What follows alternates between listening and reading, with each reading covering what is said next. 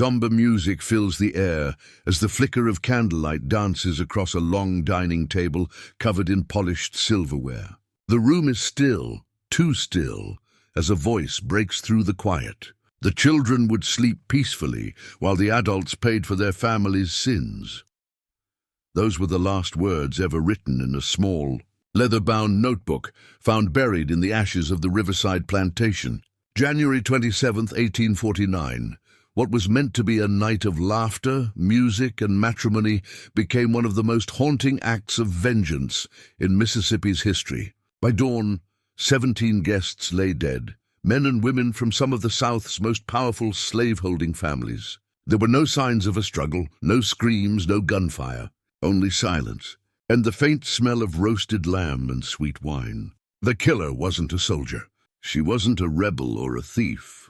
She was the plantation's head cook, a woman named Celia Washington. Her weapon of choice wasn't steel or lead. It was dinner, and on that night, every course she served carried a verdict, one that would make the devil himself stop and listen.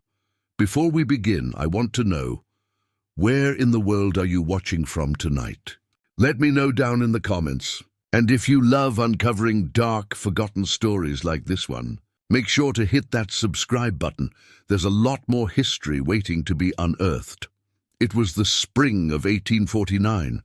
Mississippi was blooming again after a long, cold winter.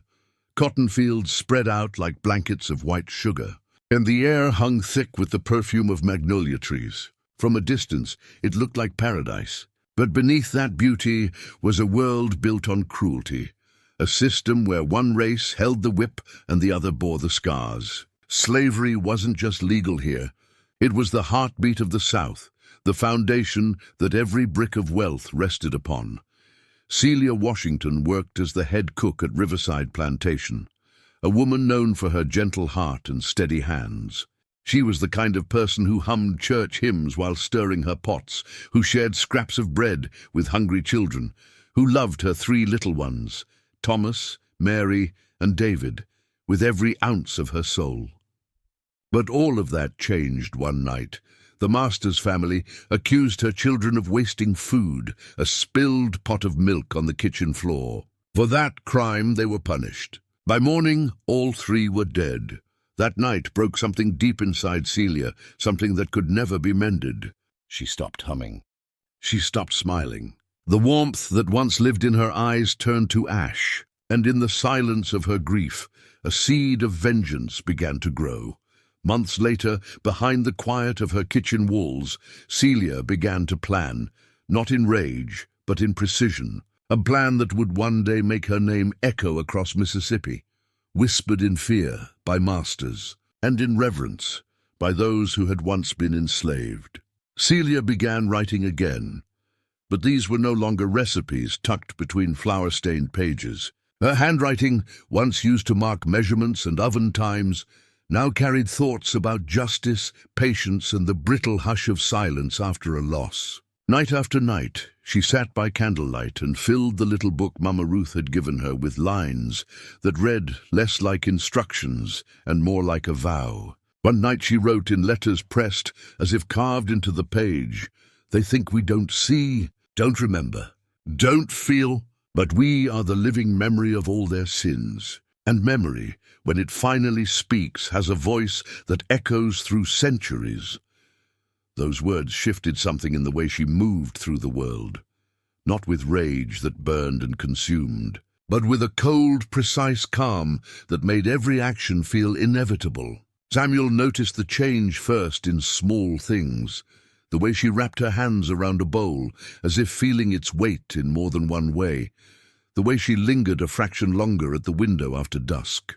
Then he found, tucked beneath a stack of clean linens, a note signed differently, Celia Washington. When he asked why she'd chosen the name, she only answered softly, as though telling him a secret she would carry alone.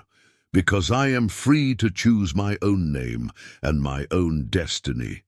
Samuel didn't ask for more.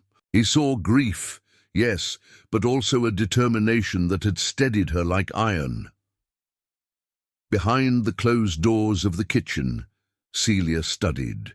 Not the kind of learning that shouted itself in rooms and halls, but the quiet apprenticeship of those who have been taught in whispers.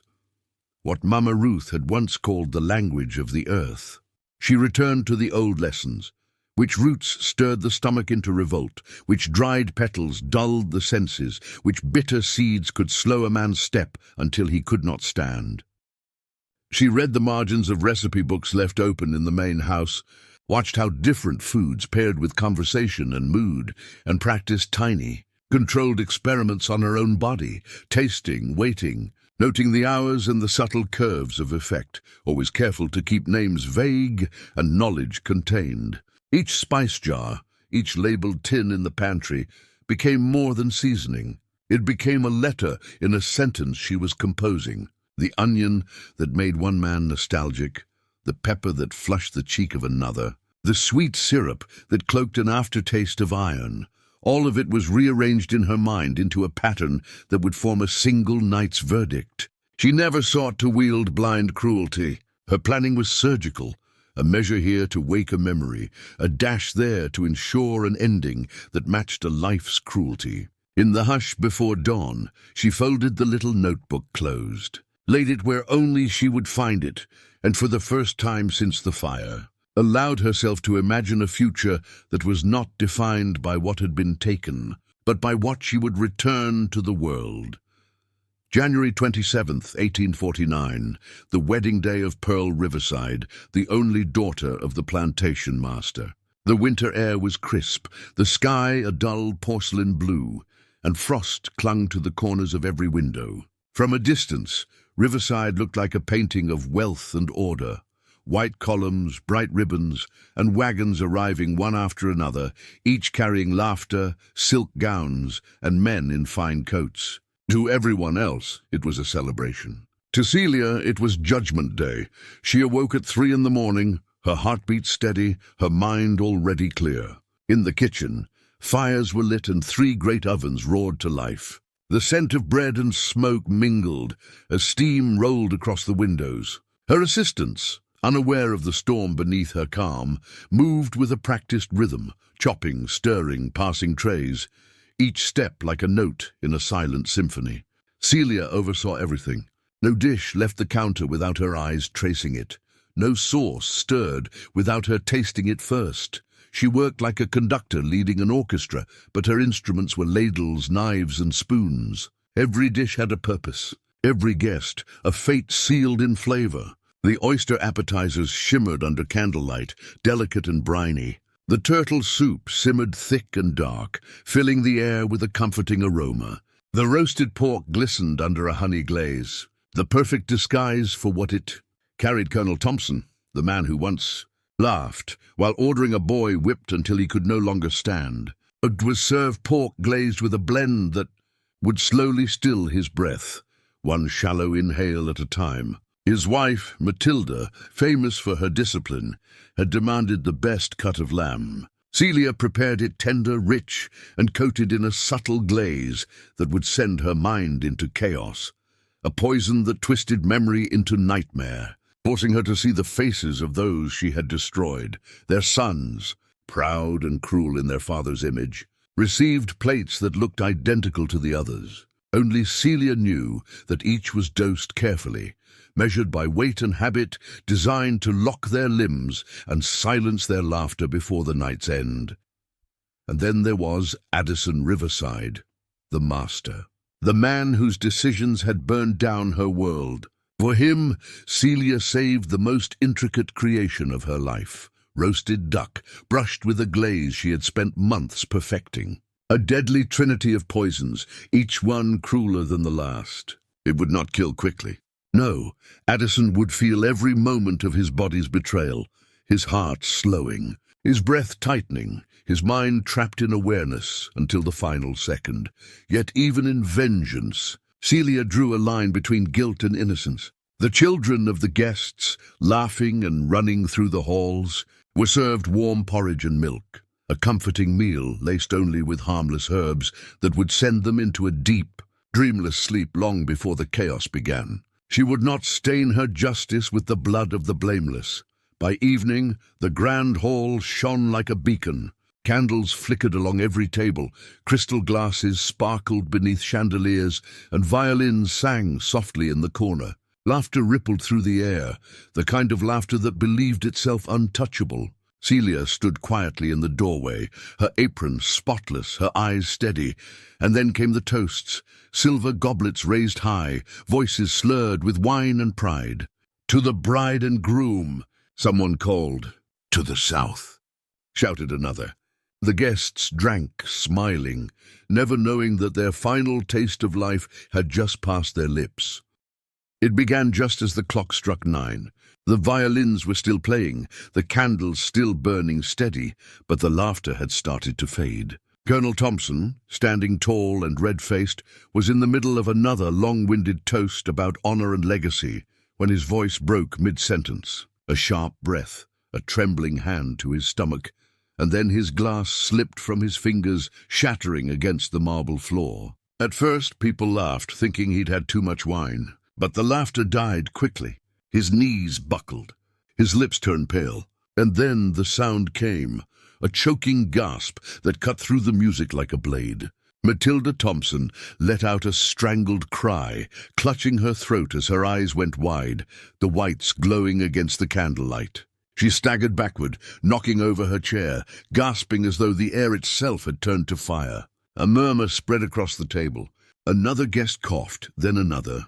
Soon, spoons were clattering against porcelain, goblets spilled crimson wine across white linen, and the soft sound of music turned into screams. The grand hall, once radiant and alive, dissolved into chaos. Servants rushed forward but froze in confusion as guests began convulsing, trembling, collapsing one after another. The chandeliers trembled as bodies fell, silver trays crashed to the ground, and the scent of roasted meat mixed with something darker, the acrid tang of fear. Someone tried to pray. Another shouted orders that no one could follow. Addison Riverside, the master of the house, sat still at the head of the table, his face flushed with confusion. He tried to stand, gripping the edge of the table for balance, but his legs refused him. His breath came in short, sharp gasps. A hand clutched at his chest. Then his eyes lifted toward the kitchen doorway. And there she was, Celia Washington.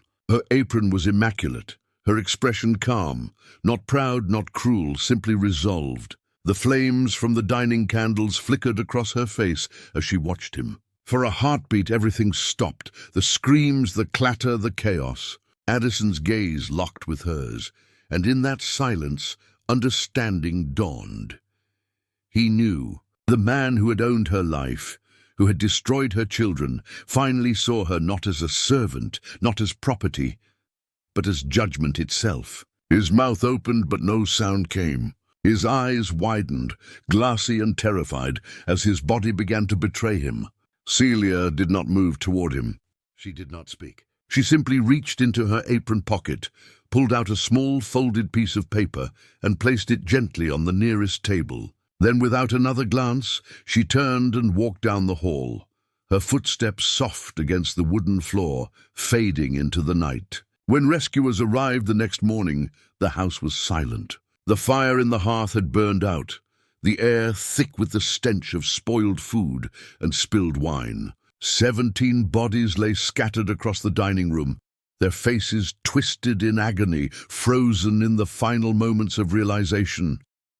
The once celebratory banners now hung limp, stained and torn.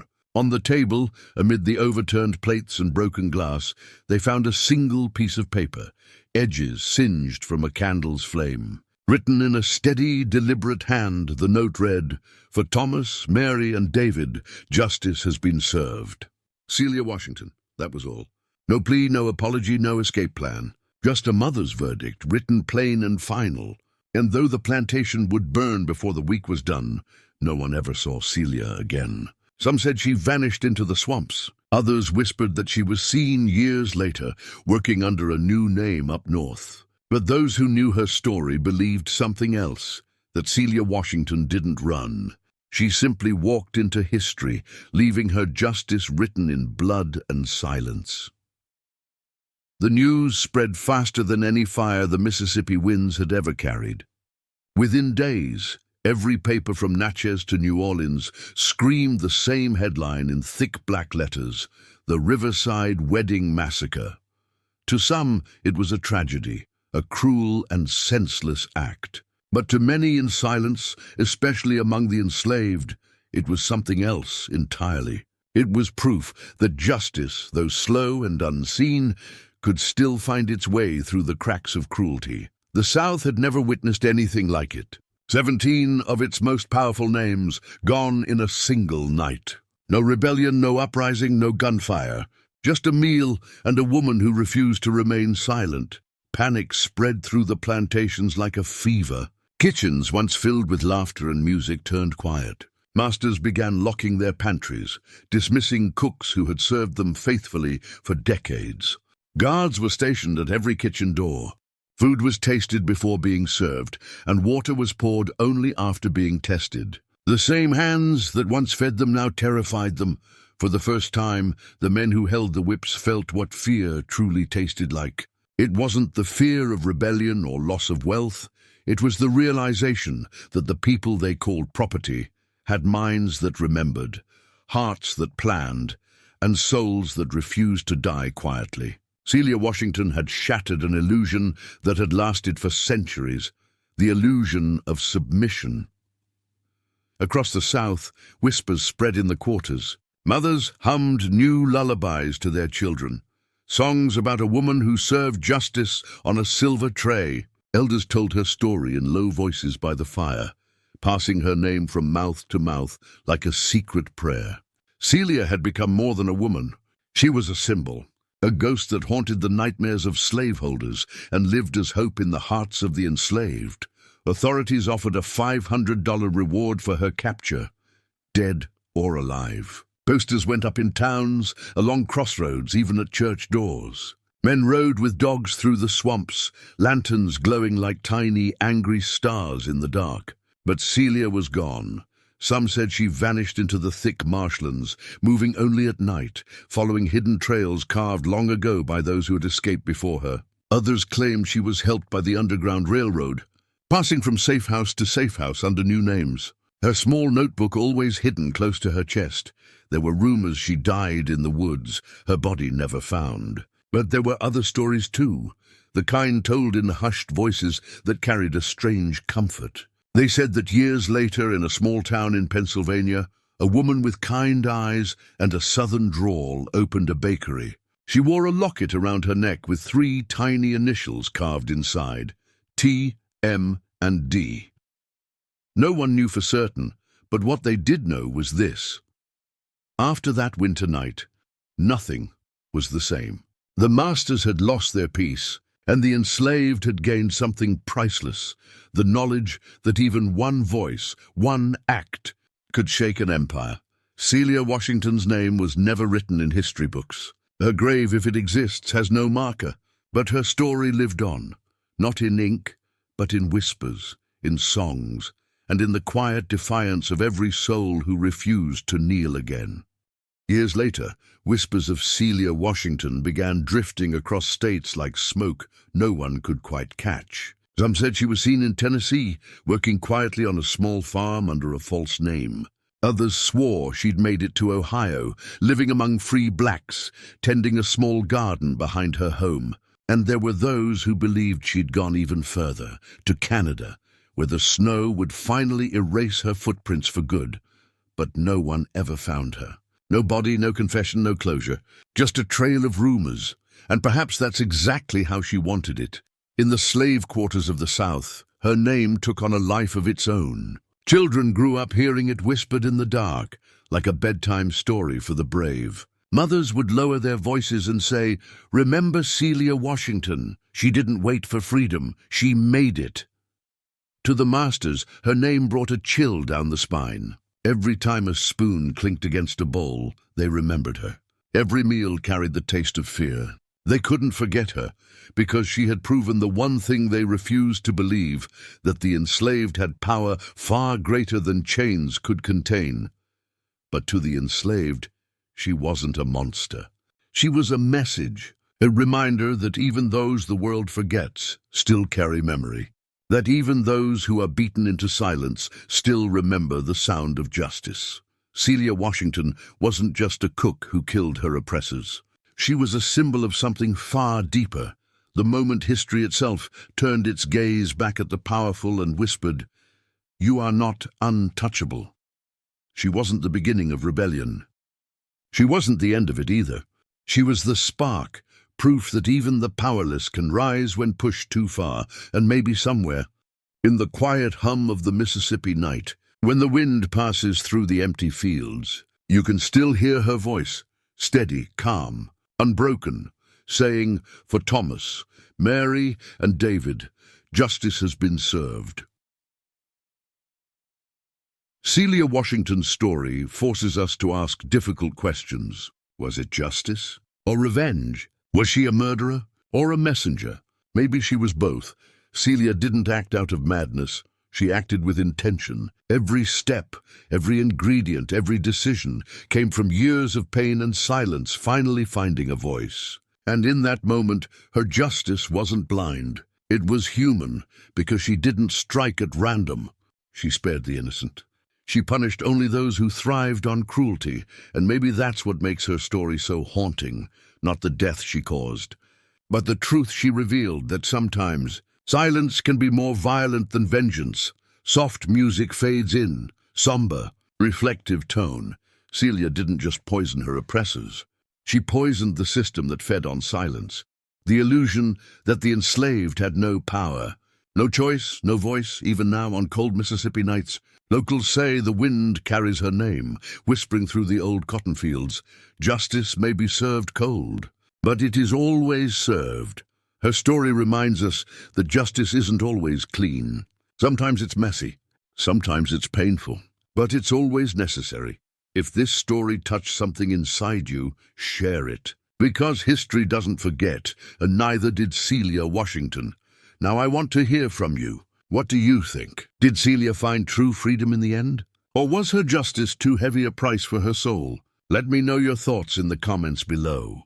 And before you go, tell me, where are you watching from? I love seeing how far these forgotten stories travel, and if you believe in uncovering voices that history tried to bury. Don't forget to subscribe, because more hidden truths like this one are coming soon.